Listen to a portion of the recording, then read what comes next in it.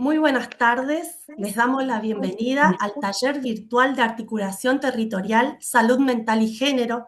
Esta actividad se desarrolla en el marco del 8M, Día Internacional de la Mujer, organizada de manera conjunta por el Centro de Estudios Judiciales y el Centro Judicial de Género del Poder Judicial con el acompañamiento del Ministerio de Salud de la provincia. En la tarde de hoy nos acompaña la Defensora General, la doctora Alicia Alcalá. Agradecemos la participación de todas y todos. Les recordamos por participar con sus cámaras encendidas para tener un auditorio mucho más contentos y poder vernos, y también silenciar sus micrófonos para no interrumpir a los expositores. Durante la transmisión vamos a compartir un enlace en el chat donde ustedes pueden acreditar su asistencia. Por favor, estén atentos a eso. Bien, vamos a darle la palabra ahora a las integrantes del Centro Judicial de Género. Adelante, las escuchamos. Hola, buenas tardes. Creo que inicio yo. Muy buenas tardes. Bueno, mi función hoy, luego seguramente Luciana hará las presentaciones formales, es contar que desde el año pasado iniciamos un proceso que tiene que ver con un trabajo territorial y articulado que articula dos ejes, la salud mental y el género. Este trabajo apunta fundamentalmente a la comprensión de que el acceso a la justicia tiene que fortalecerse a nivel territorial. Es por eso que iniciamos una forma de acercamiento diferente a la que veníamos teniendo en las capacitaciones formales. Luciana lo va a explicar ampliamente. Esta situación eh, la hicimos a través de talleres territoriales con los distintos dispositivos de salud mental con los que fuimos articulando el trabajo. Eh, ¿Qué pensábamos respecto de estos talleres? Que era fundamental tener contacto para el acceso a la justicia con quienes están en las trincheras territoriales junto a mujeres y diversidades en situaciones de vulneración, de problemáticas de salud mental y de violencia. ¿Se escucha? ¿Sí? Sí, se Bien. escucha. La salud mental es una temática que en general está invisibilizada en la sociedad o no tiene toda la visibilidad que es necesaria. Sin embargo, es una de las problemáticas de salud más importantes que tiene nuestro país. Ahora, para poder pensar la salud mental, consideramos que la tenemos que pensar desde una perspectiva de género, porque cuando tomamos el eje salud mental nos damos cuenta de que las las distintas inequidades existentes, las desigualdades existentes, se pronuncian aún mucho más. Las mujeres en el territorio son quienes sostienen las tareas de cuidado, no solo de su familia, sino de la red comunitaria. Estas tareas de cuidado producen mucho desgaste y ese desgaste tiene afección directa sobre la salud. Otro eje a tener en cuenta es que son mujeres e identidades feminizadas quienes en general sostienen problemáticas que en el territorio cada vez son más crecientes, como la violencia y el consumo problemático de sustancias tóxicas. Eh, Esta situación de consumo problemático, muchas veces de hijos, hijas, de parejas y hermanos, hermanas, y también de las propias mujeres, que además otro eje de salud mental tiene que ver con que muchas de las mujeres en situaciones de precarización, que son cada vez más crecientes y vulneración de derechos, están dentro de las redes, de las pequeñas redes para subsistir y sostener a sus familias y comer, de las pequeñas redes de narcotráfico. Con lo cual son mujeres que caen en el sistema de criminalización, afectando los sistemas de cuidado y la salud mental propia y de su grupo familiar.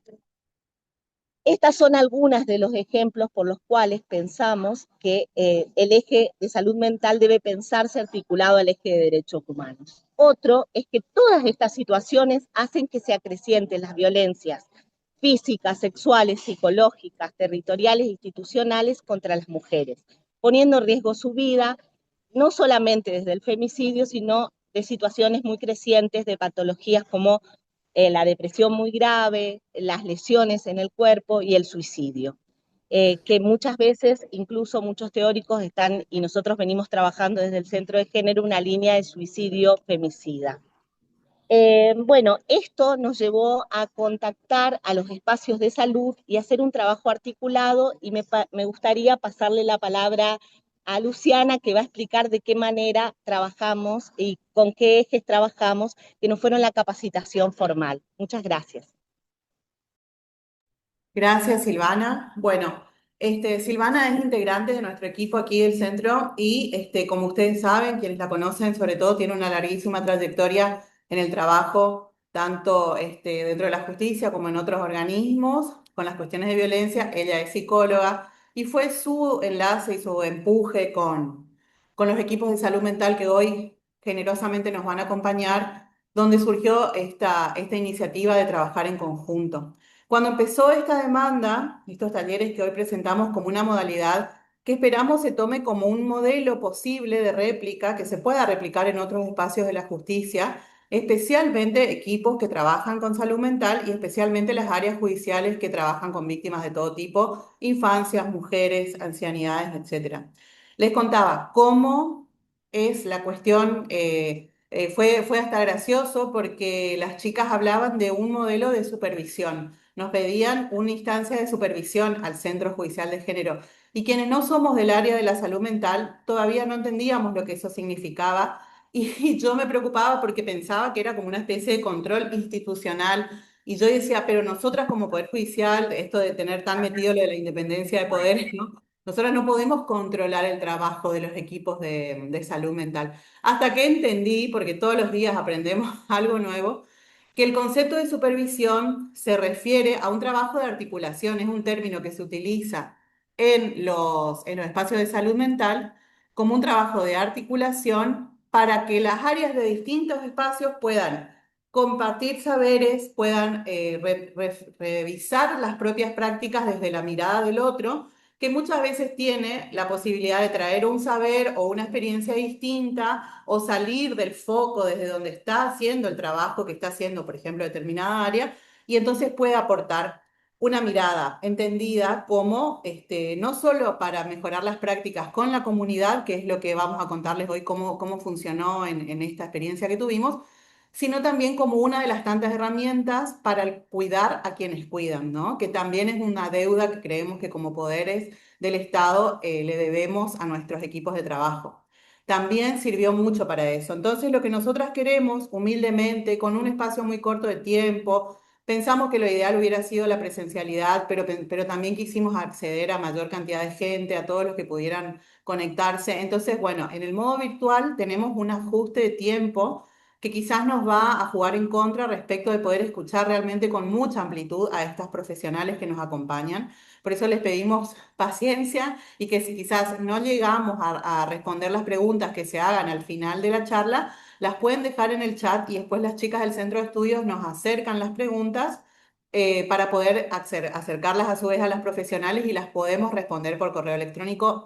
Nos comprometemos a eso.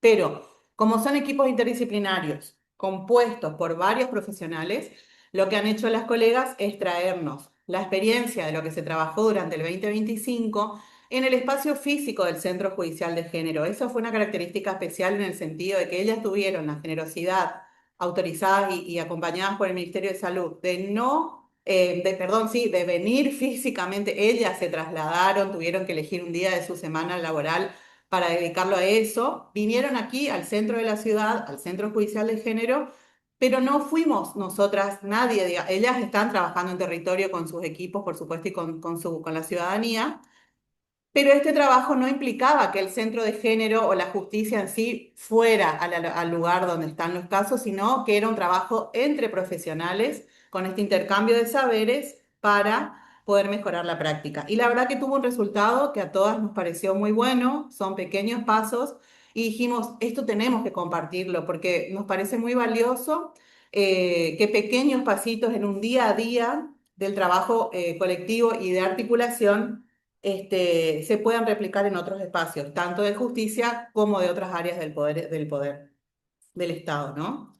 Entonces, también tengo que agradecer a las autoridades que nos acompañan y a nuestras autoridades del Superior Tribunal de Justicia, porque esto también fue posible, porque esta propuesta ya se presentó hace un tiempo atrás, nos han permitido ajustar un espacio físico acá en el Centro Judicial de Género, que es una casa antigua que el Poder Judicial alquila hace muchos años, y pudimos acondicionar, pudimos comprar unas jarritas, unos mates, pusimos un aire acondicionado y aquí pudimos hacer una especie de coworking. No era una de las oficinas más modernas que se encontraban las chicas, pero tuvimos un lugar de trabajo para que pudieran venir equipos de hasta 10, 15 personas y podíamos trabajar. En varios días hemos cronogramado varios encuentros con las chicas, que ahora entonces sí, que son las protagonistas de esta tarde, las voy a presentar. Vamos a empezar con el Centro de Abordaje y Casa de Convivencia Transitoria para Víctimas de Violencias de Género Cecilia Baroni, que como ustedes podrán ver, están presencialmente aquí en las oficinas del Centro de Género, también vinieron personalmente para hacer su presentación. El equipo está compuesto por muchas profesionales, pero tres de ellas son las que van a exponer esta tarde la experiencia que pudieron compartir y pudieron intercalar con la perspectiva de género que nosotras le aportamos y que ellas traen también desde su experiencia y sus saberes para poder trabajar el estudio de un caso. De modo que la modalidad fue una mezcla entre Ateneo y supervisión. Eso fue lo que hicimos y vamos a ir mejorándolo y generando un modelo de trabajo que esperamos que se pueda replicar. Bueno, con ellas estamos en este momento con el equipo le integran Gloria Estigarribia Gómez, Julieta Lebró, que es una de las que van a exponer. Gloria es técnica superior en acompañamiento terapéutico, auxiliar en cuidados gerontológicos, están cursando diferentes diplomaturas.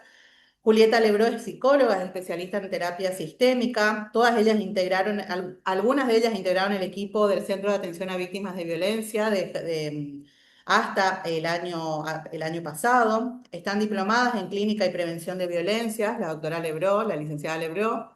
Nos acompaña la licenciada María Elena Hertel, palabras mayores, me pongo de pie, como dicen en las redes. La licenciada Hertel es licenciada en Trabajo Social, es operadora en Psicología Social, es especialista en Salud Social y Comunitaria, está diplomada en Clínica y Prevención de Violencias, diplomada en Salud Mental Comunitaria. Ella fue coordinadora de la Red de Abordaje de Violencias en la localidad de José Castelli hasta el año 2010, también coordinadora del Centro de Atención a Víctimas de Violencia de la provincia hasta el año 2023, y en este momento es la directora del Centro de Abordaje de Violencia Cecilia Baroni. La van a escuchar en unos minutitos. También nos acompaña Cecilia Vallejos, es psicóloga especialista en educación en género y sexualidades, profesora universitaria, psicóloga y miembro también del equipo interdisciplinario del CAP hasta el año 2023, diplomada en clínica y prevención de violencias y coordinadora técnica del equipo del Cecilia Baroni. Y la licenciada Mayra Lorenzo Benoit, que es psicóloga especialista en salud mental y compone el equipo del Centro de Atención de Violencias Cecilia Baroni. De ellas están presentes tres, el equipo está compuesto por más personas y les damos entonces la palabra para que nos cuenten la experiencia. Gracias. Gracias, Luciana. Buenas tardes a todos los presentes, a toda la gente que nos está acompañando. Yo soy María Elena, directora del Centro de Abordaje Cecilia Baroni. Voy a comenzar haciendo como una pequeña reseña institucional. Nosotros somos una institución muy nueva en el abordaje del territorio. Bueno, después las chicas van a compartir un caso y vamos a seguir analizando la situación. El Centro de Abordaje de las Violencias de Género, María Cecilia Baroni, ¿se escucha? Pregunto, ¿se escucha bien? Un poquito más fuerte, Elena, un poquitito. Solo tener la voz baja. El Centro de Abordaje de las Violencias de Género, María Cecilia Baroni, surge como una institución en el año 2022 como dispositivo de atención comunitaria de situaciones de violencias con posibilidad de brindar alojamiento transitorio a las víctimas. Pertenecía a la red de centros de abordajes creados por la Secretaría de Derechos Humanos y Género de la anterior gestión provincial. En un primer momento se creó un equipo de profesionales dependientes de la Secretaría, quienes comenzaron a realizar un trabajo de relevamiento y articulación comunitaria.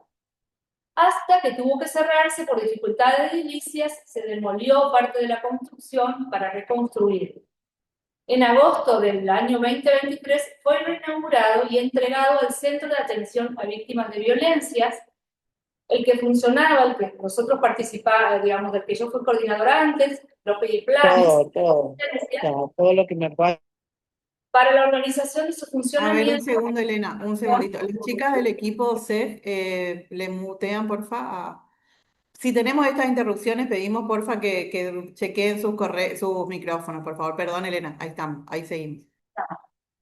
Decía que en agosto del año 2023 fue reinaugurado y fue entregado al Centro de Atención a Víctimas de Violencia, que el centro que funcionaba por López y Planes, acá en Resistencia, muy cerquita a los juzgados, para la organización de su funcionamiento como dispositivo de alojamiento y de atención comunitaria. Desde la entrega del edificio, el CAP destinó un mini equipo de profesionales para la organización del dispositivo, lo que devino en la elaboración de un proyecto de funcionamiento y la creación del Centro de Abordaje y Casa Transitoria para Víctimas de Violencia de Género María Cecilia Baroni, que se conoce actualmente como CAP, con B mayúscula, Centro de Abordaje Baroni, contando con una resolución de creación bajo la órbita del Ministerio de Salud de la provincia y con dependencia de la Dirección de Salud Mental. Con el cambio de gestión en diciembre del 2023, fueron diluyéndose progresivamente los circuitos de información y articulación. Redes que se habían fortalecido incluso en el interior provincial y con ello el trabajo, la protocolización, la organización del servicio víctima asistencial y la información sobre los procesos terapéuticos e historias de pacientes que transitaron el CAP desde el 2005. El Centro de Abordaje Cecilia Baroni permanece como dispositivo de resistencia en salud mental.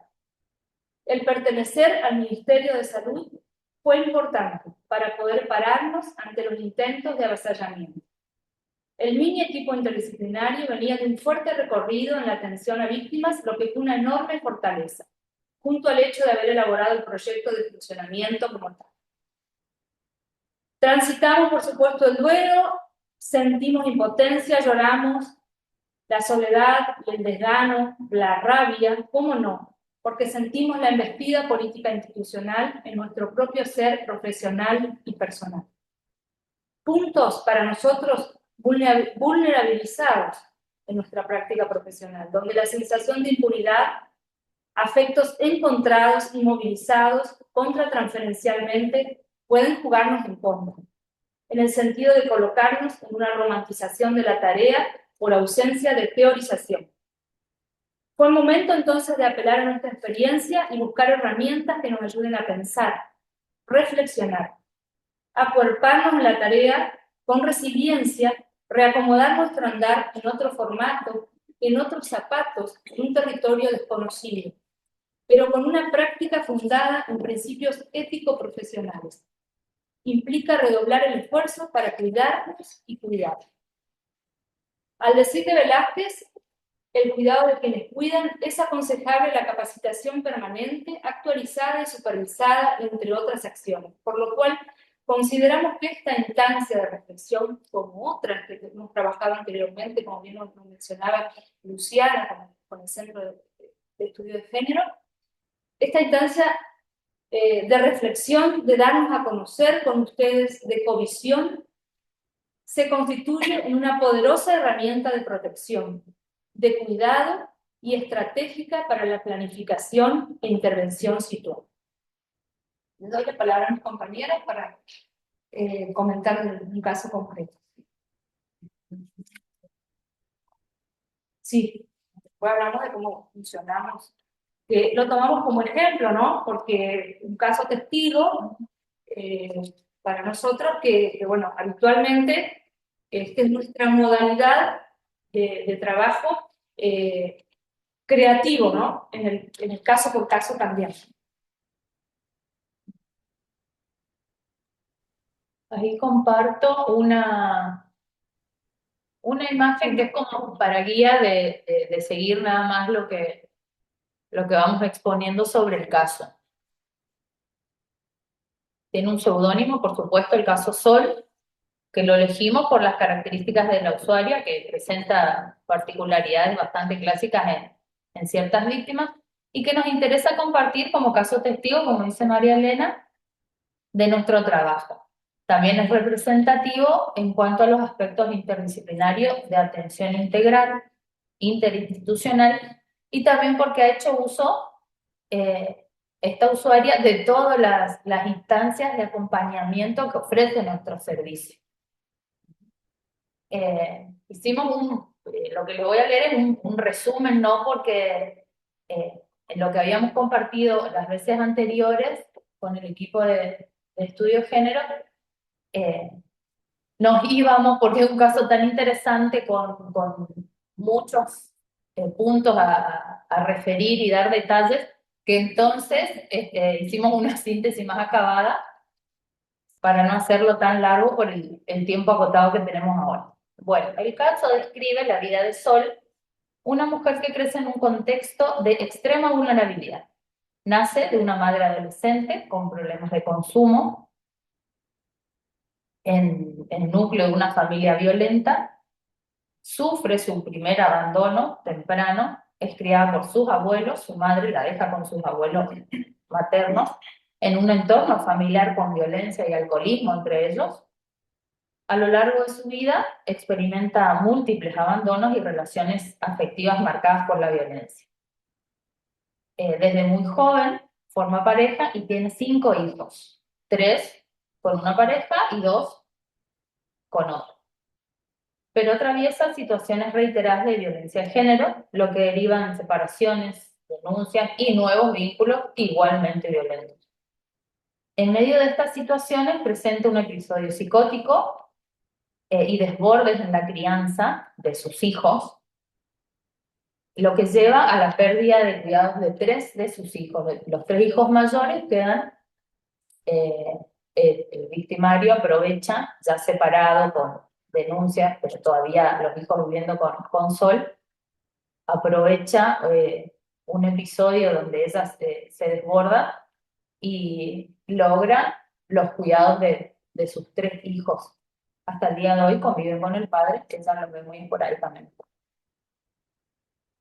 Pasa por instituciones de protección, como hogar de tránsito, incluso alcanza a estar 2 años y un poquito más, porque la agarra la pandemia también, institucionalizada con sus 2 hijos chiquitos.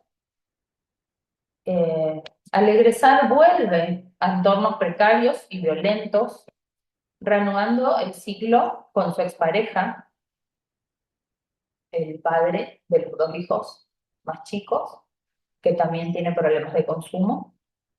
La situación escala hasta episodios graves de violencia física y una reacción impulsiva en la que ella prende fuego a su vivienda, que era un rancho. Sol llega a nuestro servicio en condiciones físicas y emocionales muy deterioradas, con un marcado trastorno de estrés postraumático, sobre todo por características de sintomatología de disociación, para la supervivencia justamente.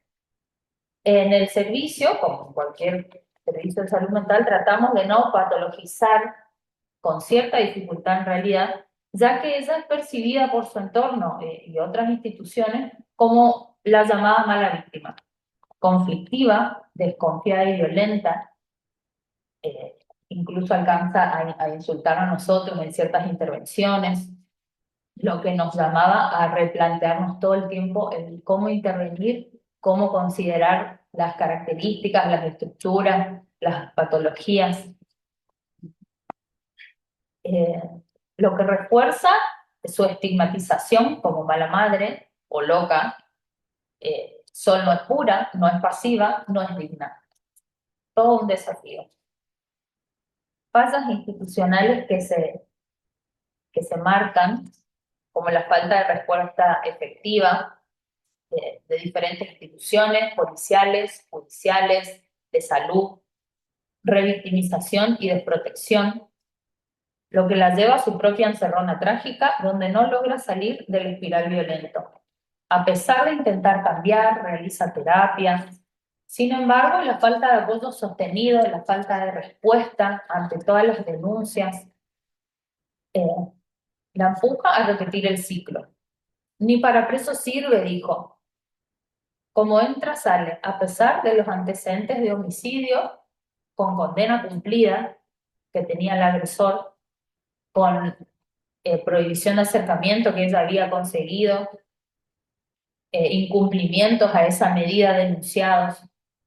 Otra vez, una y otra vez, vuelve porque no tiene salida y continúa, por supuesto, con el consumo del agresor.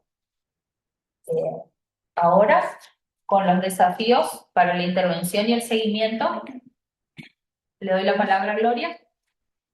Buenas tardes, ¿cómo están? Soy Gloria.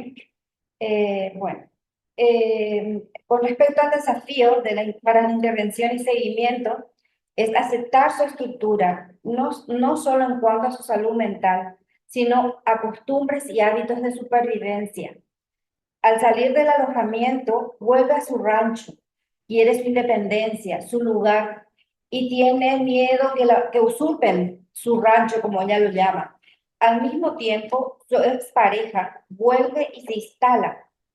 La actitud de ella cambia, es diferente. Entonces, sistemáticamente el vínculo se modifica. El desafío de la intervención consiste en acompañarla desde una perspectiva empática, respetando su historia, su forma de supervivencia, promoviendo su autonomía, construyendo su autoestima. El objetivo es ofrecer un espacio de confianza y cuidado que permita restaurar vínculos y posicionarla como protagonista de su propia historia, más allá de la violencia vivida. Quería comentar con respecto a esto, cuando ella egresó del dispositivo, ella estaba muy entusiasmada porque ella quería su independencia, su hogar. Ella venía, nos contaba que compró una chapita, que compró esto para su hogar y caminaba y estaba de otra forma. Cuando el agresor regresa y se instala nuevamente en el rancho, ella cambió su actitud hasta la forma de caminar. Eso es algo que nos llamó mucho la atención, pero es por la situación de peligro nuevamente en que ella estaba. Bueno, específicamente estamos haciendo el seguimiento. Desde sobre esto contamos con la entrega de medicación en coordinación con la Casa de Medio Camino. Lo primero fue en forma diaria y luego semanal. Cuando tomamos conocimiento de la convivencia nuevamente con el agresor, se informa a la línea 102 sin una articulación efectiva. Se la incluyó en los grupos de mujeres en los cuales participa de manera esporádica. Asimismo, se la invita a talleres, ferias solidarias de ropa, a lo que suele asistir. Se realizaron visitas, al momento de egresar, se realizaron visitas domiciliarias a modo de acompañamiento, no de control. Primero con mayor frecuencia y luego más espaciados, así como en situaciones especiales, como por ejemplo la inundación. También se brindó asesoramiento y articulación con servicios de salud para la atención de los niños en el Juanba. En ciertas situaciones, como fechas especiales que constituyen condiciones propicias para el desencadenamiento de violencia, se acerca y nos informa para que estemos al tanto. Es una oportunidad, en Navidad entre Navidad y Año Nuevo, se realizó una denuncia al David, desde donde posteriormente se comunicaron con ella. Después del egreso, nosotros siempre hacemos seguimiento a las usuarias del dispositivo, ¿verdad? Nunca la dejamos así, que ya, como si fuera que no, ya se va y se va. Nosotros sí o sí hacemos ese seguimiento, por lo menos un mes, 2 meses, pero ella hoy día sigue retirando su medicación del dispositivo. Y hace más de 1 año que está, y siempre es un lugar donde ella tiene confianza y sabe que puede acudir cuando lo necesita. Gracias. Voy a terminar con una reflexión acerca del caso, pero relacionado a lo que también nos interpeló, digamos, este caso, y nos interpela, les puedo asegurar, diariamente los casos que nos toca atender en nuestro servicio, digamos. Por eso lo tomamos como un caso testigo, pero permanentemente estamos revisando, reflexionando, redireccionando las intervenciones con cada caso que aparece. Por eso es tan importante para nosotros estos espacios de covisión con otros. Interpelar nuestro rol como operadores de salud mental implica preguntarnos: ¿qué mitos nos atraviesan y reproducimos muchas veces sin cuestionarlos dentro de las instituciones? Acompañamos a víctimas de violencia de género y en ese acompañamiento también nos enfrentamos al desafío de revisar nuestras propias prácticas, creencias y discursos. La tarea de autoobservación es ardua pero necesaria. No podemos permitirnos ser meros reproductores de juicios de valor que se sostienen en nociones de deber, funcionalidad o moralidad. ¿Desde qué lugar intervenimos cuando buscamos evitar que un sistema familiar se desmorone? ¿Qué sucede cuando ese sistema colapsa sobre la persona que sostiene todas las tareas de cuidado y protección sin recibir reconocimiento ni alivio? En este contexto es fundamental preguntarnos cómo opera la doble moral institucional. ¿Podemos cuestionar los sinsentidos del sistema patriarcal y heteronormativo desde adentro? ¿Es posible circular con la tranquilidad de hacer lo correcto cuando ese correcto está abrochado a sentidos hegemónicos que perpetúan desigualdades? Estas preguntas no solo deben surgir en el ámbito laboral, el sentido también se construye en nuestras familias, en las religiones que profesamos, en las frases hechas, en las ideas que repetimos sin pensar.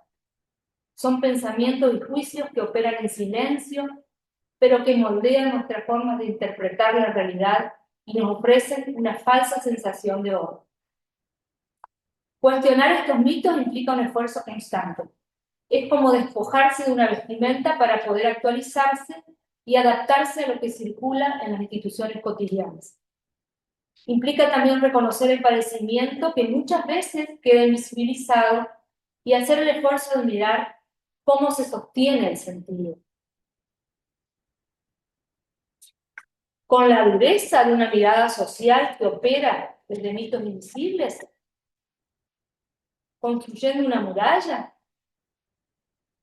Así, en lugar de alojar, reforzamos distancias. En lugar de acompañar, perpetuamos sentidos que explican el dolor desde la norma, desde lo esperable, desde lo funcional.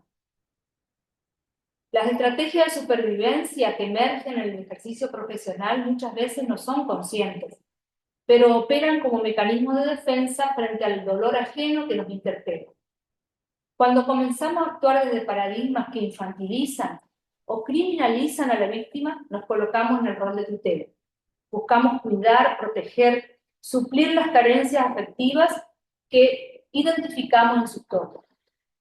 En este caso, como el de Sol, esta lógica se pone en tensión. Sol no se deja tutelar, no se deja cobijar ni guiar. Su actitud es reactiva, contestataria, desafiante, incluso agresiva. Y ante ese comportamiento aparece el desconcierto.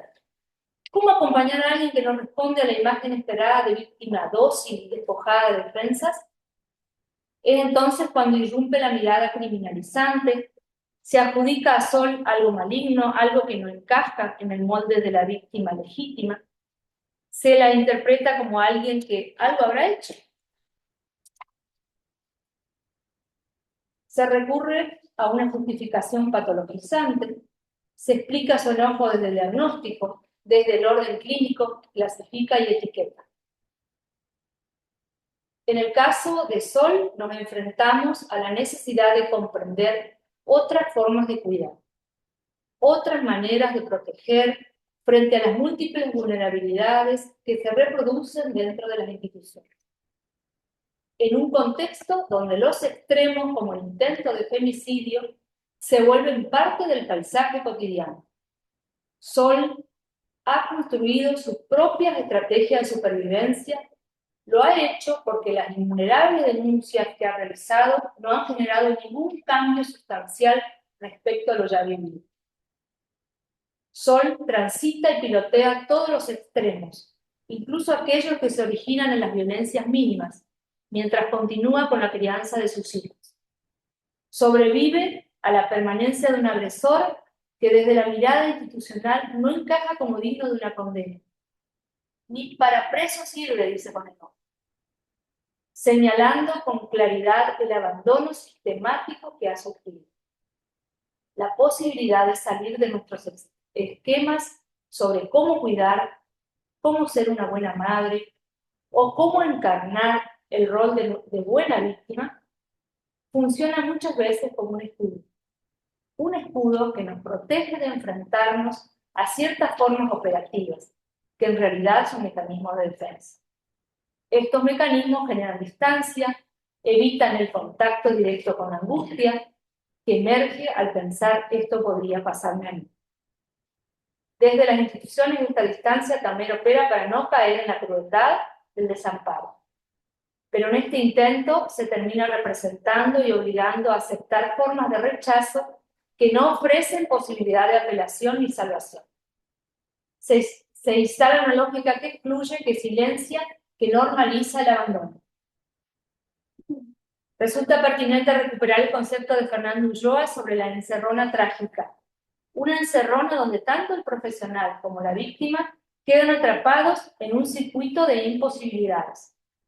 El profesional, por temor, por mandato institucional, se protege detrás de esquemas rígidos.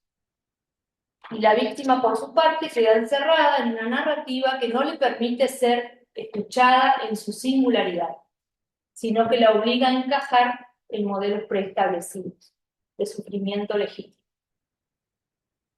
En Sol nos encontramos con una víctima que ha atravesado un laberinto burocrático, pidiendo ayuda y resguardo en innumerables ocasiones, especialmente en esos momentos del ciclo donde la tensión estalla. En su historia, el mito del amor romántico, ese que sostiene el vínculo con el agresor a través de la promesa de cambio, de redención o sacrificio, ya no opera. Tampoco lo hace la amnesia emocional que muchas veces acompaña ese mito. Esa forma de olvidar para seguir sosteniendo el vínculo. Lo que predomina ahora es la indiferencia institucional. Un vacío que se repite como espiral, donde las respuestas son tardías, fragmentadas o directamente ausentes. Ese espiral institucional sostenido por una doble moral provoca un choque brutal que desmorona a Sol emocional y cognitivamente. Así llegó a nosotros, como lo contaba Julieta, desmoronada. Porque cuando el pedido de ayuda se encuadra en el silencio, la demora o las sospechas, lo que se instala es el abandono. Y ese abandono no es solo administrativo, es simbólico, es afectivo y estructural. ¿Cómo encontrar respuestas a lo que nos interpela en nuestra práctica cotidiana? ¿Cómo evitar quedar atrapadas en ejercicios automatizados, desensibilizados o, por el contrario, hipersensibilizados que nos impiden construir vínculos genuinos? El desafío está en poder tejer el vínculo. No solo desde el individual, sino desde lo colectivo, mirándonos entre todas como equipo. Escuchar cada relato, cada intervención, como una oportunidad para actualizar algo de nuestra propia narrativa personal. Acompañar a víctimas de violencia de género desde el rol institucional implica mucho más que intervenir. Exige revisar, incomodarse, desarmar mitos y esquemas que nos atraviesan como profesionales y como personas. El caso de Sol nos confronta con esa complejidad. Su ambivalencia, su enojo, su resistencia, lejos de ser obstáculos, se vuelven oportunidades para repensar nuestras formas de cuidar, de vincularnos, de alojar. Sol nos enseñó que cada paso que da es también un paso que nos interpela. Nos mostró que el laberinto institucional no solo lo transita quien pide ayuda, sino también quienes la ofrecen. Y vaya que fue también para un laberinto para nosotros y sigue siendo, todavía sigue siendo eso. Y que salir de ese laberinto requiere coraje, escucha y una práctica que se piense a sí misma constantemente. Eso es lo que hacemos, pensando constantemente en el día a día y en el caso por caso. Estamos abiertas a todas las preguntas que quieran hacernos, porque por ahí no fuimos tan claras, o bueno, tal vez faltaron algunas cosas, no sé, nos pueden preguntar. Gracias. Gracias. Muchísimas gracias. Ahí ustedes no sé si lo ven, pero en el chat hay muchos saludos, hay muchas felicitaciones, muchos mensajes de admiración. La doctora Alcalá manifiesta esto de lo cual me voy a aprender para decir esto antes de hacer la transición al siguiente equipo. Respecto de que este es un caso que se tomó como testigo, como ustedes bien lo relataron, pero que detrás de esto hay muchísimos casos y encuentros distintos, experiencias y un trabajo que, como bien se nota en tu voz entrecortada, Elena, está cargado de la emocionalidad y el trabajo cotidiano de ustedes, del sacrificio y de la vocación, el compromiso. Quiero rescatar antes de pasar, hay unas manos levantadas, pero no podemos dar la palabra. Perdón, Sandra, tenemos que avanzar porque el tiempo es corto. Si podés dejar tu pregunta por el chat, la vamos a tener en cuenta. Esto que decíamos, la intencionalidad de este encuentro no es solamente contar lo que hacen las chicas, que es impresionante, sino sentar un antecedente de trabajo articulado que no tiene las mismas características que va a tener un trabajo entre un juzgado o una asesoría o una defensoría o una fiscalía con equipos por fuera de los equipos, además de lo que se trabaja con los equipos propios de la justicia, o sea, con equipos de otras áreas, de otros poderes, ¿no? Porque nuestra oficina tiene otras características. Pero en ese sentido, sí ponerlo quizás humildemente como modelo, como ejemplo, como para sigamos pensando juntas, así como dicen ustedes, que todos los días piensan cómo atender casos que son diferentes, que son desafiantes. Bueno, nosotras con esta iniciativa, en conjunto con los equipos de salud, decíamos, ¿cómo podemos, cuál es esto? ¿Les damos un lugar acá para que venimos a hacer catarsis nomás, charlamos juntas de cómo es trabajar con víctimas de violencia? No. El encuentro sirvió para intercambiar experiencias y un poco de teoría, un poco de práctica, un poco de miradas desde otro lugar, desde cuestiones por ahí, que eso lo vamos a ver muy claro en el ejemplo que sigue, que nos van a contar las chicas de Sisma.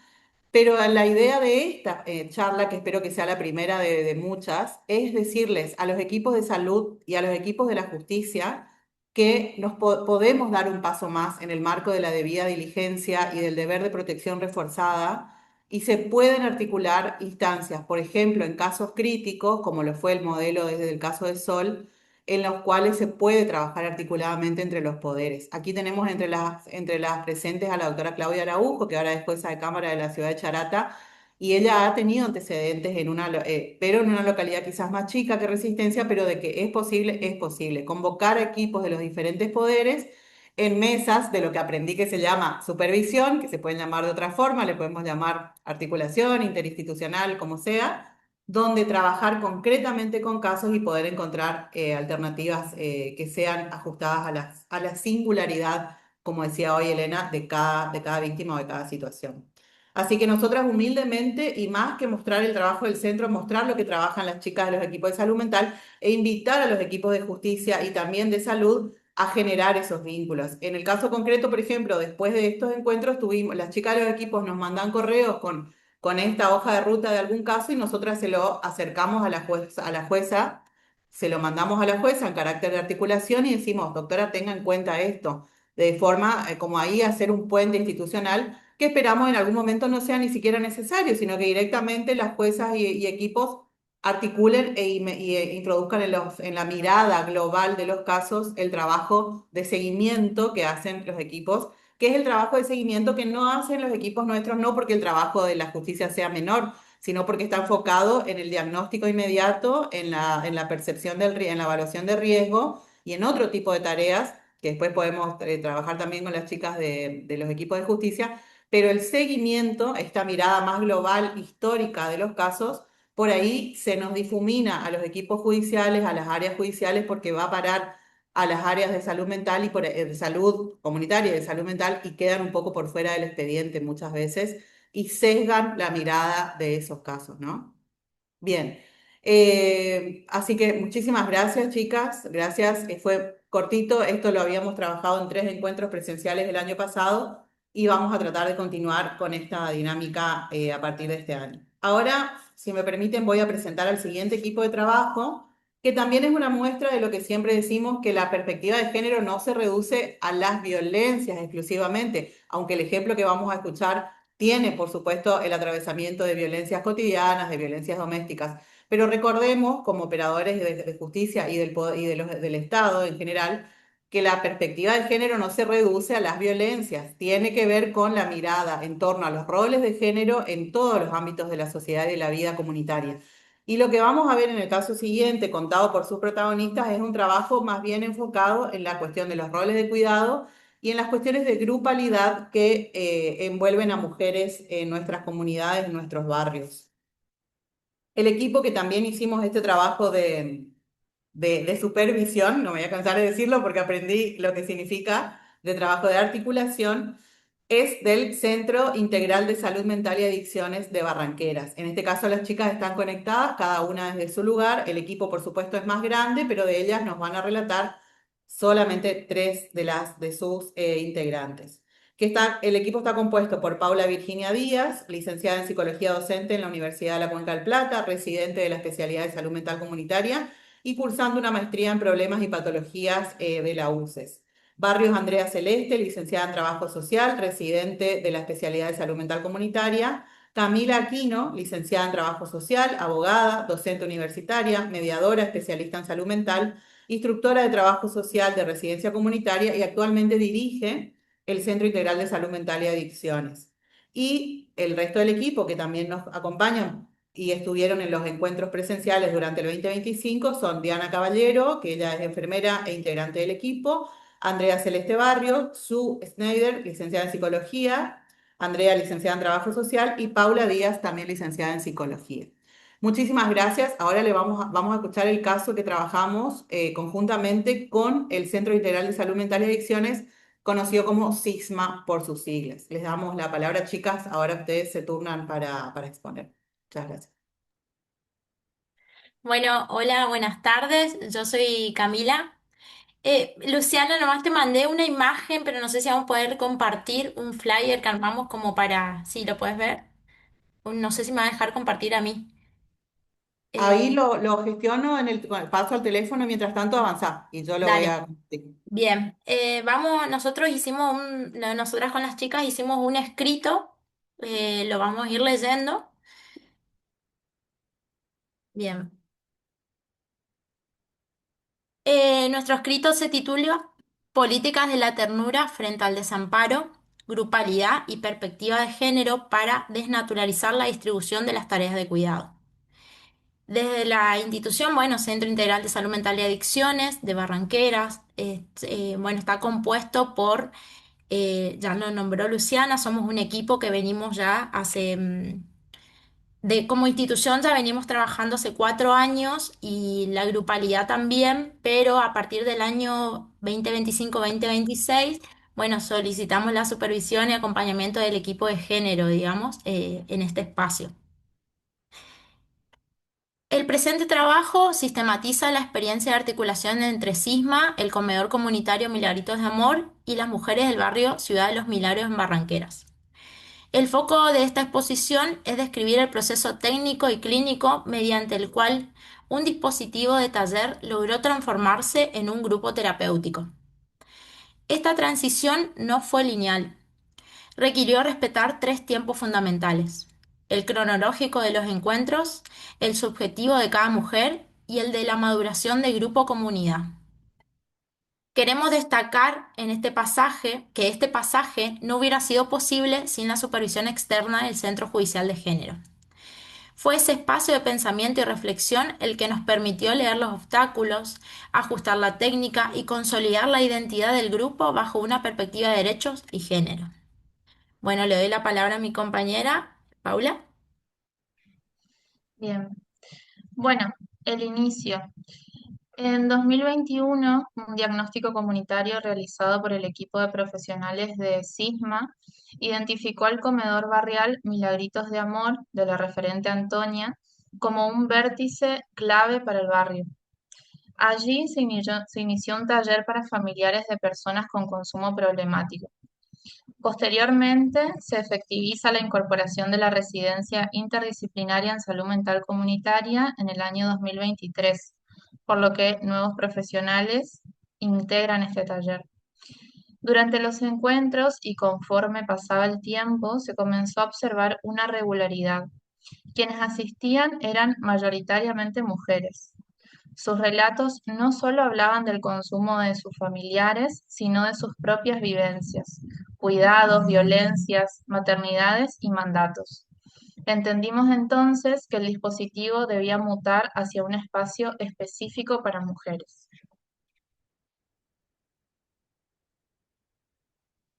El desafío de habitar un espacio.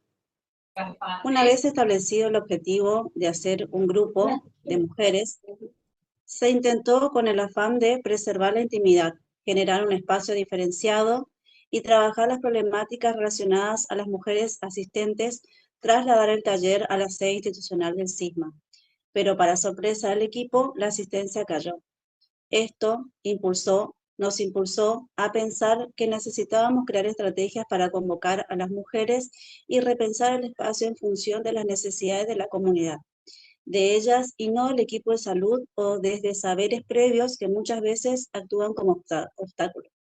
Es así que comprendimos que el comedor no era solo el lugar físico, que el ruido que al equipo de salud le parecía molesto para ellas podía no serlo, que la intimidad no solo se da dentro de una institución entre muros, sino la resonancia afectiva con otros disponibles para la escucha y que ese lugar para muchas mujeres era un territorio seguro y de confianza.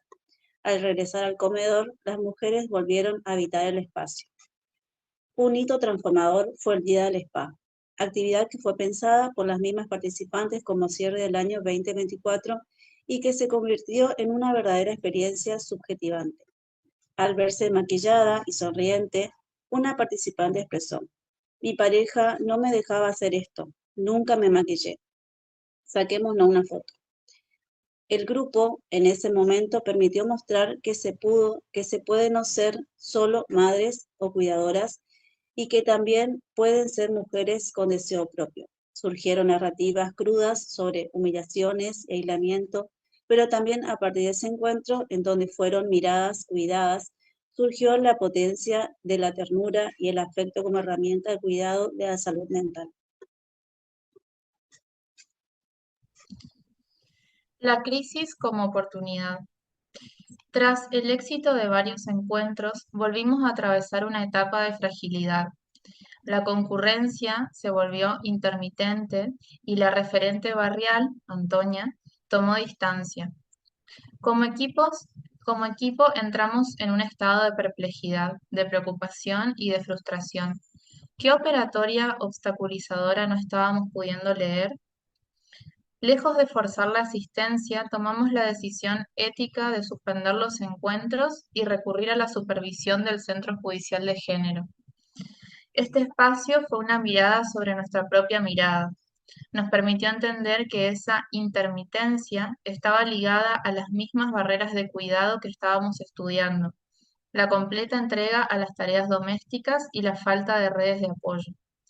En uno de los encuentros con el equipo del Centro Judicial de Género, una de las supervisoras señala: ¿en qué lugar las mujeres están habituadas a hablar? Entre el barullo, entre las filas para los turnos médicos, las inscripciones escolares, las compras, la espera de la comida. Hacerse un tiempo para hablar y tener a quien hablar no son espacios que estén dados, hay que crearlos.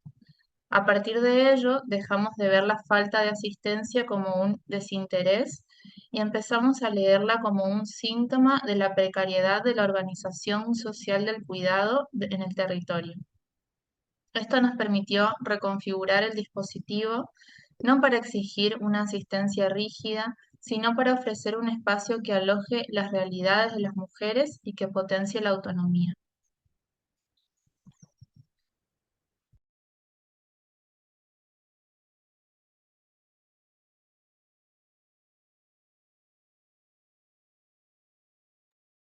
Andrea, activa tu Andrea, no se micrófono, te por favor. Perdón, ¿se me escucha ahí? Sí, perfecto. La perdurabilidad del grupo. Apertura a nuevas redes de sostén. El pasaje del taller al grupo terapéutico constituye un acto de resistencia. Formar grupos en barrios donde el tiempo está fragmentado por el barullo a los quehaceres es en sí mismo una intervención política. El grupo ofrece un encuadre de cuidado que interrumpe la inercia del desamparo. Permite que la palabra circule y que el sufrimiento deje de ser un padecimiento mudo y privado para convertirse en un relato compartido y sancionado colectivamente. El dispositivo grupal permite a las mujeres poner bajo la lupa estos mandatos. No se trata simplemente de repartir tareas domésticas, redistribución técnica, sino de un proceso subjetivo de desnaturalización. Entender que cuidar no es un destino biológico ni un sacrificio obligatorio. Al cuestionar la división sexual del trabajo, surge la pregunta por el deseo propio, permitiendo que la mujer se retire del lugar de objeto que asiste para posicionarse como un sujeto con derechos. El dispositivo permitió el pasaje fundamental de hacer público lo privado. Al circular la palabra, surgieron relatos de abuso y violencias que hasta entonces se vivían en la soledad del hogar. Al compartirlos, las participantes pudieron reconocer que aquello que creían un padecimiento individual era en realidad un problema estructural del machismo. Bajo la sugerencia técnica de las supervisiones, estas charlas se daban mientras el grupo realizaba una actividad mediadora, como la planificación de obsequios para el Día del Niño. Si bien la reunión tenía como excusa una tarea para otros, lo que subyacía era la conformación del grupo como espacio propio para repensar los temas que las atravesaban. Con el tiempo, este proceso empezó a generar efectos de autocuidado y valía. El foco dejó de estar solo en el cuidado ajeno para volcarse hacia ellas mismas. Un hito de esta transformación fue el festejo del Día de la Madre, donde no solo decoraron el comedor para celebrar, bailar e invitar a sus propias madres, abuelas e hijas, sino que decidieron hacerse presentes a ellas mismas y a otras mujeres del barrio. Allí se hizo tangible el tejido de redes de cuidado mutuo. El aislamiento se rompió para dar paso a la solidaridad activa expresada en frases como: cuando estés mal, vení a tomar mates a casa. No te quedes sola. Así el grupo transformó el desamparo en una trama de acompañamiento donde el bienestar propio empezó a ser finalmente una prioridad compartida.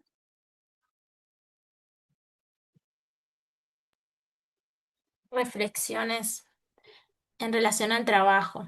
Gracias al acompañamiento y capacitación del Centro Judicial de Género, hoy el equipo de salud lleva adelante una intervención sólida.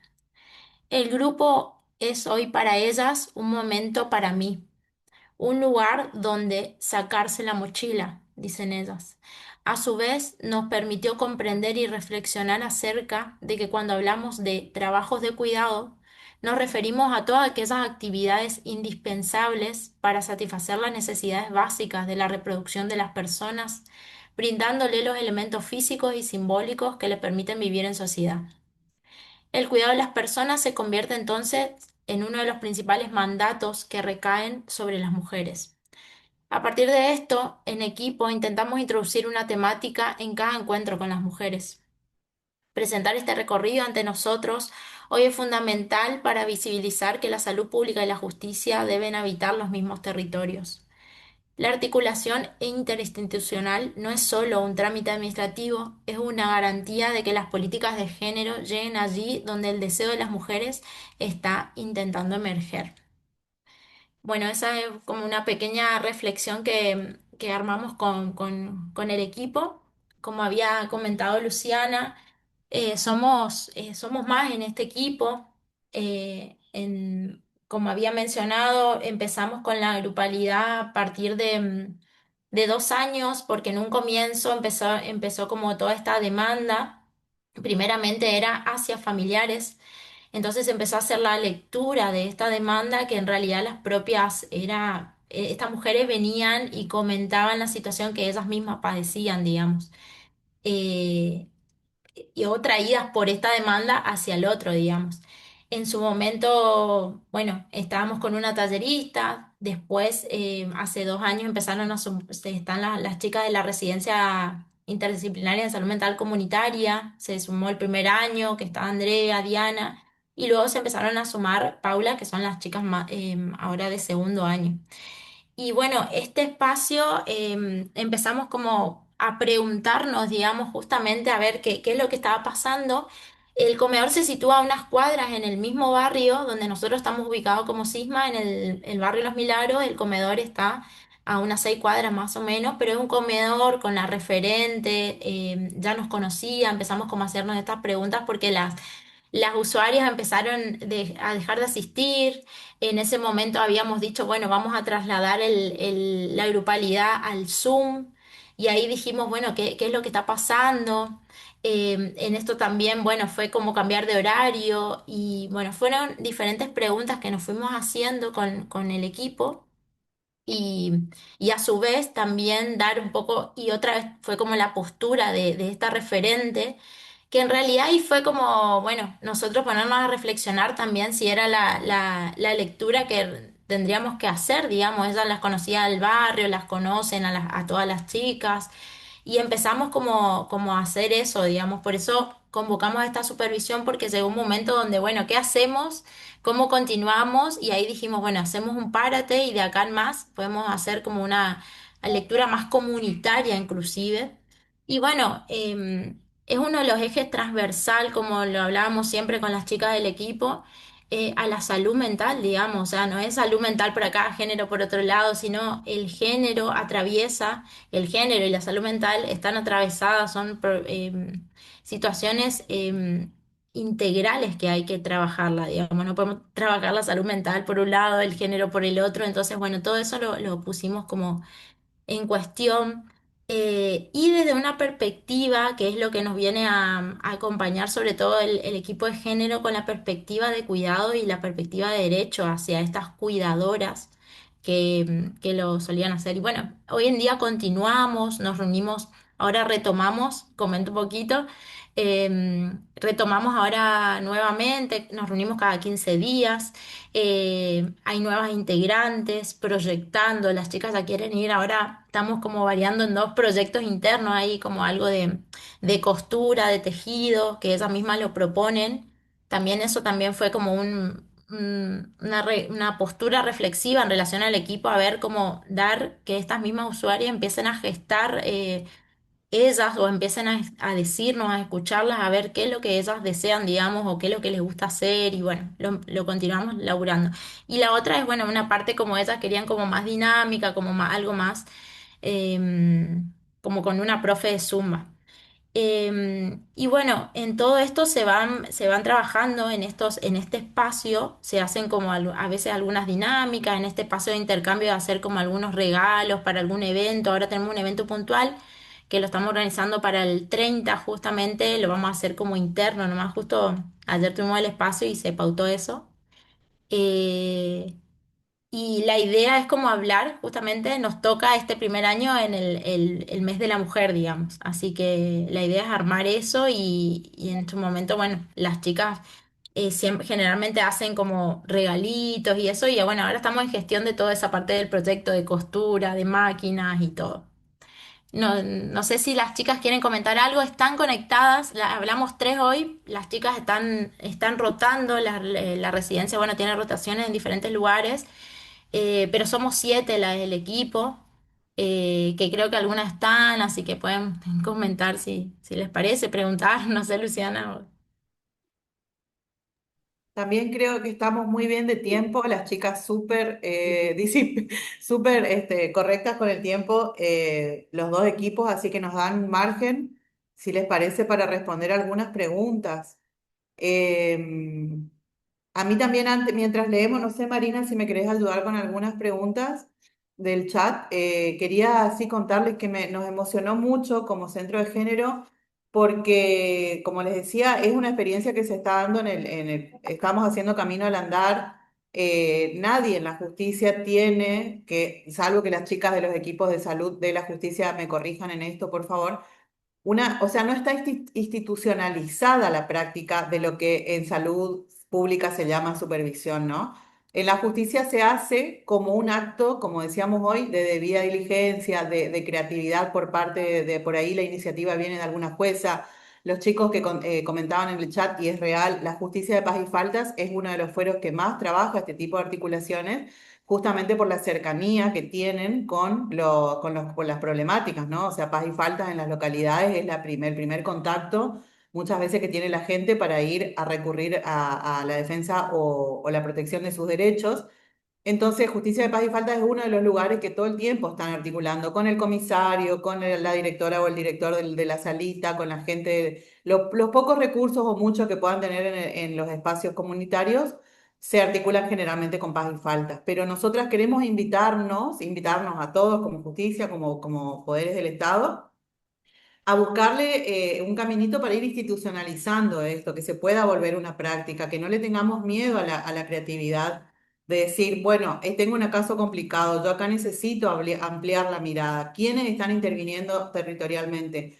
Acá tenemos el SISMA, en Charata será otro equipo, en Juan José Castelli será otro, ¿dónde busco de mi localidad las contactos, digamos? Esto es algo que no me canso de decir porque siendo trabajadora de un juzgado, me pasaba que me di cuenta que la lógica era el simple y poderoso, tremendo, nunca se hizo así. Esa frase tan simple, pero es fatal, porque no significa significa, o lo aprendí con el tiempo, creo, si no me equivoco, que no tiene que ver con operadores y operadoras que sean malos, que no quieran trabajar, sino que la misma dinámica institucional va generando prácticas arraigadas que no cambian. Entonces, si nunca nadie levantó el teléfono, siempre me quedo con ese chico, con esa frase vieja, porque ahora ya no se levanta el teléfono, pero agarró un teléfono y contactó a las autoridades de la localidad o a los equipos de trabajo que no sean de tu propio equipo, digamos, nadie más lo hace. O sea, nadie lo hace porque se cree que eso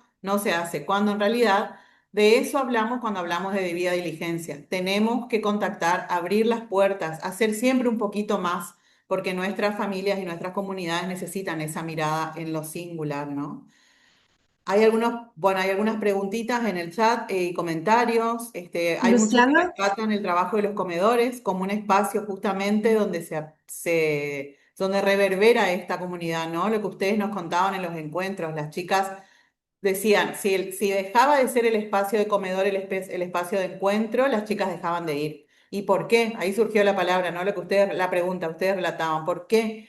Porque quizás muchas de esas mujeres, las dinámicas de violencia doméstica, o que no necesariamente violencia, pero las vidas atravesadas por los roles de género le impedían asistir a lugares que ni ellas, ni sus parejas, ni sus familias consideraban propios, porque no se autopermitían el espacio para algo propio. Entonces, cambiar las chicas del equipo, lograron un lugar especial dentro del centro de salud con aire acondicionado, pero al cambiarle el horario y pasar de ser un espacio donde ejercían roles de cuidado, donde iban a esperar la comida, donde se encontraban con otras mujeres ejerciendo roles de cuidado, la dinámica cambió totalmente y dejaron de asistir porque pasó a ser un espacio para ellas. Vaya usted a saber si algún comentario nos llegó del estilo, ¿a dónde te vas? ¿Te juntás con estas? ¿Te vas a vagar por ahí? ¿Estás haciendo pavadas? Pero si iban al comedor, como estaba integrado el autocuidado o el encuentro con las demás a los roles de cuidado, entonces había como una permisividad, estaba legitimado. Y dentro de ese espacio empezar la revolución, digamos, dentro de ese espacio empezar con la ayuda de las profesionales a preguntarse ellas mismas qué mi cuidado hacia otros, hasta dónde llego, cuánto puedo, cuánto no puedo y cuánto puedo trabajar, cuidarme con las otras mujeres de mi comunidad. Una palabra que se repite en las dos exposiciones fue el tejido, ¿no? Elena lo habla en términos metafóricos, de decir tejer todo el tiempo de forma creativa, tejer nuevas maneras. Y las chicas del Cisma lo relatan en un hecho concreto. Se reunieron en círculo las mujeres a tejer regalitos para el Día de la Madre. Es decir, y todo nos lleva nuevamente a la metáfora de las redes, ¿no? De no estás sola, estamos con vos. Sí, Marina, ¿tenemos preguntas o hayas detectado Tenemos alguna? preguntas, sí, Luciana. Alegre Walter dice, dentro de la operatividad y desde lo técnico, ¿qué indicadores específicos de la comprensión del trauma deberían ser obligatorios en los informes para que desde un lenguaje claro los relatos sean armónicos para que sea integral? Está difícil la pregunta. No sé si alguna de las profesionales la entendió y la quiere. Yo por ahí no sé hacia quién va dirigida, ¿no? La pregunta, Walter, pero ¿querés abrir tu micrófono, por favor, y participar? Lo hacemos un poquito más porque me interactivo con... parece más dirigida hacia las instancias judiciales, puede ser porque nosotros no sé, en general la pregunta con respecto a los informes y eso, nosotros solemos mandar informes cuando nos solicita el juzgado, pero no, claro, no estaría entendiendo la pregunta, si es para nosotros o si es para alguna, me parece más para una instancia judicial que no somos nosotros. Por ahí, a mí me parece entender, y por lo que se ve, los informes suelen, primero esto, las mismas prácticas que se van rutinizando y quizás lo que también llama la demanda de estos encuentros es llamarnos a la creatividad, pero creatividad en el marco de lo profesional, ¿no? Hacemos cualquier cosa que se nos ocurre, sino ampliar la mirada y poder volcar este tipo de mirada más amplia en informes técnicos. Lo que pasa es que la justicia, como le decía, está limitada en el sentido de que no hace seguimiento, porque no está en sus facultades el seguimiento de los casos y por ahí eso sería muy valioso y muy enriquecedor para la mirada de quien tiene que tomar decisión en una instancia judicial. Esto que ustedes dicen, esta chica era, en el caso de Sol, ¿no? Una mala víctima. Claramente era un estereotipo de lo que se puede pensar como aquella mujer complicada, como si ustedes lo dijeron, ¿no? La loca, la violenta, la que no se ata a ningún tratamiento, la que teniendo la posibilidad de ir a pasar ustedes lo relataban cuando estuvimos aquí, tenía aire acondicionado, estaba con con sus hijitos en el centro de abordaje, pero elige volver al espacio donde más latente está todo el tiempo la conflictividad. Es a todas luces una desacatada, diríamos, desde los términos viejos de la justicia. Y ese era el desafío justamente, y cómo poder transmitir en un informe eso a las juezas y jueces o a las autoridades que tienen que tomar una decisión. Cómo contarles en términos técnicos, pero también en lenguaje claro, que esas víctimas tienen tales o cuales características porque están atravesadas por sus circunstancias. Si Claro, te y por parece, ahí. Marina, tenés a Cami. Sí, si no pasamos a No, Cami. por ahí pensar esto de hacerlo a la inversa, digamos, es lo que nos pasó a nosotros.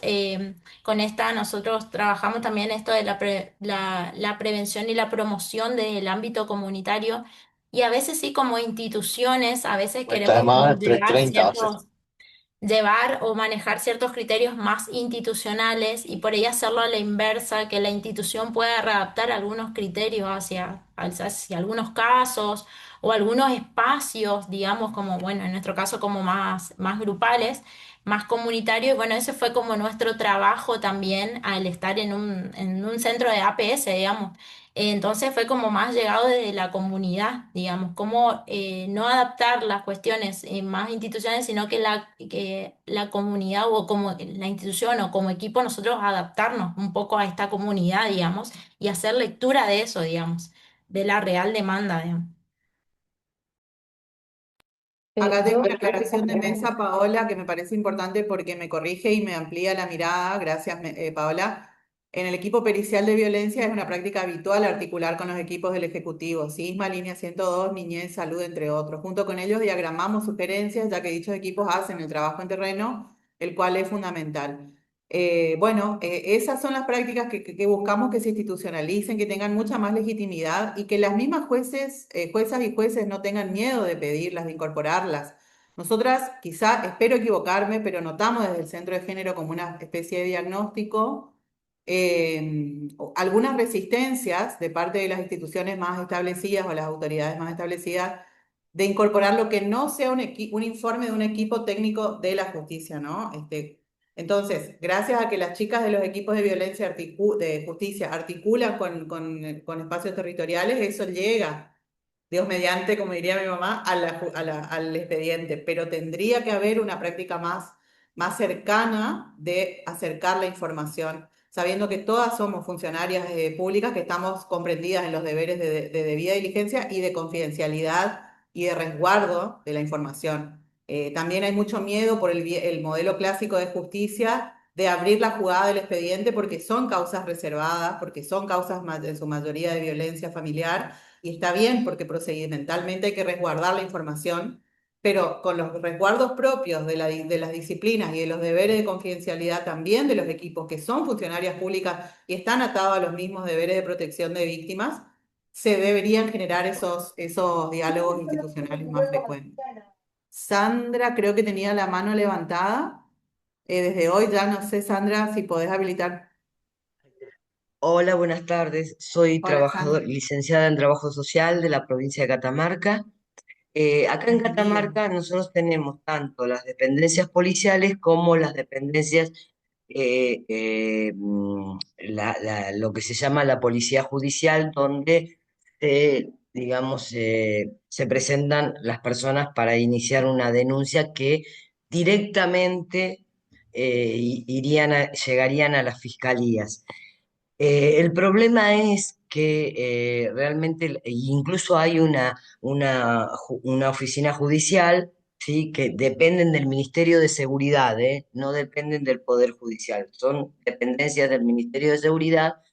Hay una oficina exclusivamente para las denuncias de violencia de género. El tema es que lo escribí en el chat, a veces la falta de equipos dentro de esta oficina judicial o de las dependencias policiales que atiendan o por lo menos que puedan llegar a tener un mínimo de conocimiento de lo que significa la violencia. ¿Por qué? Porque cuando la mujer o ese niño que tiene una situación de violencia intrafamiliar o violencia física, ¿a dónde recurre? A la dependencia policial. Y siempre es como que miran para el otro lado y además con mucha burocracia, ¿sí? Me parece que también acá es un actor importante a tener en cuenta en el trabajo de ustedes, de la justicia y de los equipos interdisciplinarios de salud mental, ¿no? Por esta cuestión de que acá puntualmente la van pateando de un lado al otro, no vaya para allá, vaya para acá, haga esto, haga lo otro, el tema es que estamos ante una urgencia, estamos ante un peligro inminente de esa mujer que fue víctima, ¿no? Así que me parece que también sería bueno, digamos, darle participación o por lo menos que también trabaje junto con nosotros. Yo no trabajo en violencia de género, pero bueno, trabajar, el Ministerio de Seguridad también es un actor importante en toda esta problemática. Gracias, Sandra. Bienvenida a Catamarca. Gracias. Bueno, Tenemos- tenemos una pregunta más y después, si les parece, ya las chicas de SISMA y de Salud Mental pueden hacer un breve cierre para despedirnos. Y Salud Mental Baroni. Y en el chat hay muchos pedidos de cómo contactarlas, colegas. Así que si quieren, algunas ya respondieron sus Instagram o dónde ubicarlas, porque hay mucho interés en saber más sobre cómo trabajan. Así que, Marina, ¿tenés otra pregunta? Yo esa no la vi. Marcos pregunta, quisiera saber qué consejos hay para evitar la patologización.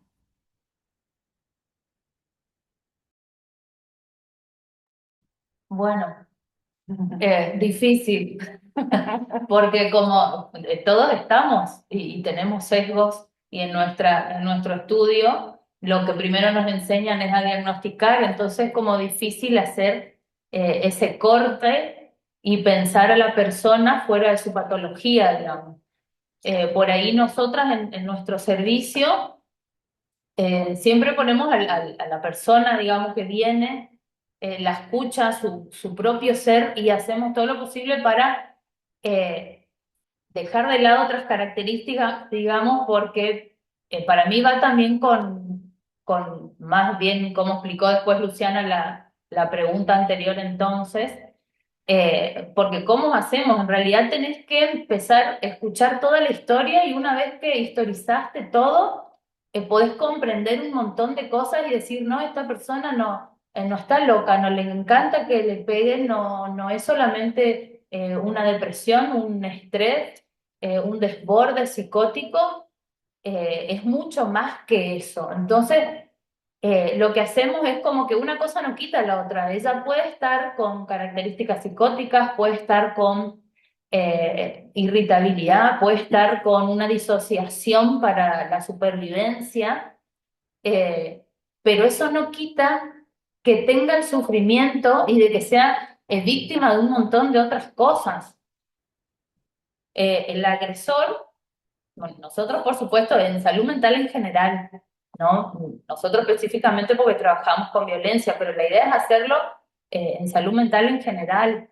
Esa persona, aparte, no significa que no pueda estar sufriendo otras cosas, como tratar de hacer un pequeño recorte y verla a esa persona más allá de su patología. Porque si no es fácil, digamos, es fácil, es más sencillo, y ahí es donde aparece este doble discurso, decir, sí, le pasa esto porque es pobre y entonces se buscó un marido y entonces su familia ya era violenta, se juntó con alguien para salir de su casa y por eso le pasan esas cosas. Y eso hace que esa persona ya sea diferente a mí. Yo creo que es diferente a mí porque a mí no me pasan esas cosas. Y sin embargo, no es así. El tema violencia nos puede pasar a todas, ninguna y ninguno está exento de la posibilidad de verse envuelto en una relación violenta, psicológicamente sobre todo porque es mucho más difícil de ver. La física de última es como más visible.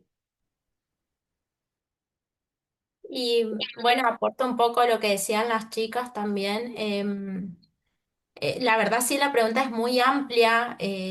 Primeramente, bueno, es lo que nos surge y algo bastante difícil también es lo que nos surge a nosotros como equipo y sobre todo trabajar desde una perspectiva como más integral, digamos, o sea, poder empezar a hacer como una lectura más compleja de lo que se presenta. A ver, como decía Julieta, es no solamente el sujeto, no sujeto en su amplitud, grupo familiar, el sujeto en su comunidad también, digamos. Y trabajar esto que comentaba también, lo que es la prevención y la promoción, eso como para laburarlo más a nivel amplio, podríamos pensar en esto, en una lectura como más integral, una perspectiva de derechos, una perspectiva de género y una perspectiva de salud mental, digamos, o sea que no porque sea paciente de salud mental, no ir a la patología directamente, sino poder ir pensando el caso. Puede ser el caso por caso, puede ser el caso en grupalidad, puede ser el caso en una comunidad, digamos, a ver. Entonces, bueno, creo que lo de la patología por ahí está muy adherido, es lo que nos pasó, digamos, justamente con el equipo, a veces no querían venir porque no, era una institución de salud mental, ahí ya está como un cierto prejuicio, bueno, ¿cómo lo vamos laburando con la comunidad eso, digamos? Si es que viene desde ahí. ¿Ya? Sí, yo también quería agregar que algo que por lo menos me ayuda a mí a no psicopatologizar los efectos de la violencia es estudiar sobre la perspectiva de género, de qué se trata, digamos. Eso te da una mirada amplia para entender los síntomas con los que escuchamos a una mujer. Eh, y creo que es importante porque la perspectiva de género es transversal a todas las disciplinas y bueno, y a todas las profesiones, digamos. Entonces, creo que es una herramienta valiosa para mí y a los psicólogos y a las psicólogas creo que nos ayuda a no psicopatologizar, digamos, los síntomas o la manera en que se presenta una persona, una mujer que sufre violencia. Sí, eso.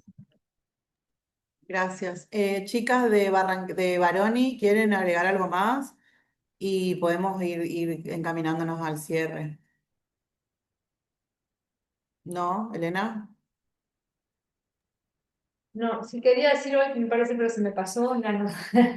Me parece que hay que tener en cuenta esto que también, ¿no? esta cuestión de la naturalización, porque es algo que lo vemos como muy, muy arraigado en las comunidades, en los territorios, la naturalización de las violencias y cada vez más extremas. Tomo esto que dice, que decía Camila, digamos, porque también lo pusimos como un eje ahí a trabajar, nosotros lo estamos intensificando un poco esa cuestión de la prevención con los adolescentes, enfocarnos también en trabajo con los adolescentes y los jóvenes y los niños, para ir trabajando esas cuestiones en forma preventiva, digamos, de la desnaturalización de estas cuestiones, de las cuestiones de la violencia, del consumo, bueno, de todas las vulnerabilidades, y con respecto a también esto de la naturalización del no acceso a los derechos, digamos, ¿no? Bueno, un montón de cosas que hay para trabajar en los territorios que hay que hacer mucho desde la prevención. Y desde la articulación me parece que esto rescato como todo lo que les vino diciendo y lo fundamental que es el trabajo de articulación entre los diferentes sectores, entre las diferentes instituciones. Nunca voy a dejar de mencionar eso, lo considero como un eje fundamental, como algo que no se puede obviar, digamos. Lo vengo trabajando desde que me recibí, digamos, y no lo veo de otra forma, y cada vez se hace como más necesario, mucho más necesario. Y lo importante que es cuando lo logramos hacer. Cuesta, no es algo simple, pero es muy importante porque los avances después los vemos, eh, los avances en relación a la persona que pasa la situación, en este caso nosotros que tenemos permanentemente la violencia, como también un montón de otras situaciones de salud mental. Así que bueno, me parece que esto ha sido un inicio del año pasado que venimos trabajando con ustedes, y bueno, esto es, creo, seguir potenciándolo. Bueno, ahí tienen nuestros correos, teléfonos, creo que pasamos en lección, también por favor, cuando quieran, siempre estamos abiertas nosotros a nos llaman de diferentes, no solo de otros servicios de salud, sino también de otras instituciones, por ahí a veces para consultar. Nosotros siempre estamos abiertas, somos un equipo chiquito, pero por ahí a poder reflexionar, mirar juntas un caso, ¿no? Hacer esta covisión, nosotros le decimos covisión más que superación, mirar juntas, mirar juntos o juntos un caso, y a ver qué estrategia nos planteamos cuando no tenemos más salidas o pensamos en más salidas. Yo quiero comentar algo. Cuando una persona, una mujer, llega al dispositivo, lo primero que nosotros vemos es al ser humano. Yo creo que la humanidad, la empatía no debe terminar nunca, porque si eso se acaba, no sé qué va a pasar, ¿verdad?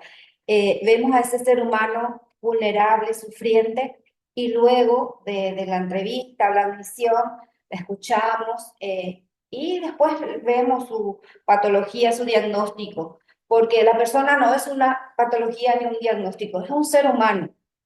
Yo creo que eso tenemos que tener claro, y sobre todo ser abierto, tener un corazón humano, que nuestro corazón no sea de piedra, porque hay muchas personas que sufren y que necesitan ayuda. Y yo creo que nosotros estamos en un lugar, estamos en la primera fila de batalla, ¿verdad? Y saber que una persona viene al dispositivo a un lugar así porque ya no sabe dónde ir y necesita ayuda. Es importante por eso conocer qué dispositivos trabajan con personas que sufren violencia, salud mental. Eso quería contar. Gracias. Gracias a ustedes. Chicas y chicos, a todos los presentes les cuento, y especialmente a las expositoras, que felizmente contamos con más de casi 330 personas asistieron a este encuentro, lo cual me parece muy esperanzador, porque es evidentemente una temática que convoca. Y como dijimos, queremos que no queden solo en el relato, que no es poco, porque escuchar de la voz de sus protagonistas, y como se ve reflejado en los mensajes en el chat, felicitaciones justamente por la empatía, por el trabajo, por la vocación. Muchas gracias, muchas felicitaciones. Les transmito los saludos de la doctora Alcalá, que se tuvo que retirar, pero que estaba también transmitiendo su agradecimiento. Pero como les decimos del Centro de Género, esto es un puente, es una primera vez. nosotras queremos resaltar que esto es un trabajo técnico profesional, no es una cuestión de mero voluntarismo, ni de que, bueno, tenemos ganas de ayudar un poquito, somos chicas de buen corazón, que es una mirada también atravesada por el género. Es como, las mujeres siempre son las que prestan atención a lo humanitario, son las que juntan frazadas y hacen colectas, es como un tema como muy feminizado, no tiene que ver con eso, hay profesionales, de los cuales también hay varones, pero particularmente en estos equipos mayoría mujeres, y en el centro de género también en este momento somos solo mujeres, pero es un trabajo técnico especializado. Nosotras aportamos conocimiento dentro de nuestra área y las chicas en sus espacios de salud, de trabajo comunitario, hacen un trabajo técnico especializado. El desafío es que eso se pueda volcar a los expedientes con lenguaje claro, como decíamos hoy, con informes técnicos y a la prueba, porque también es esto, la lógica de la perspectiva de género de la que hablaba Paula, es esencial.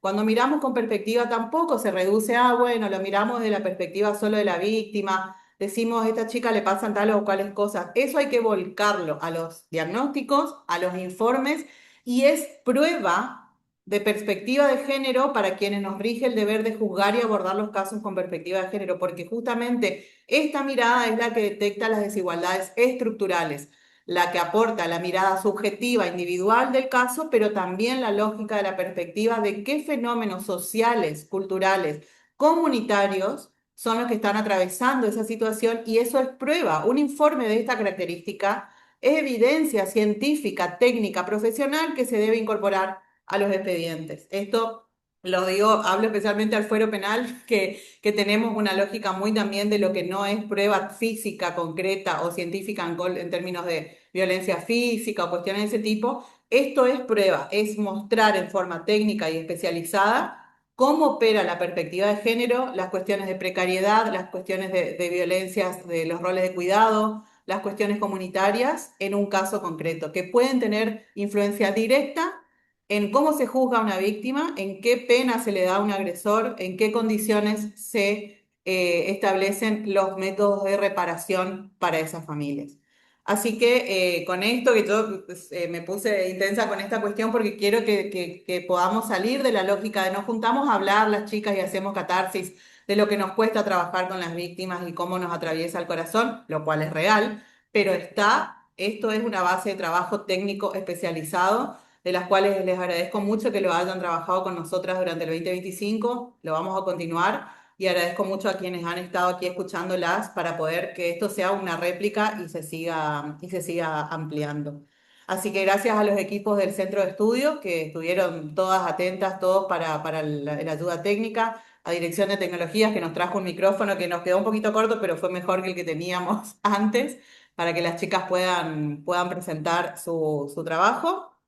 Y bueno, a nuestras autoridades respectivas y en particular a los equipos que están en el día a día trabajando para reparar tantas injusticias. Así que bien, nos pasamos unos minutitos de las 18:30, pero creo que estamos en términos respetuosas de las agendas de cada uno y cada una. Y con esto damos un cierre. Muchas gracias. Gracias a todas y a todos. Muchas gracias.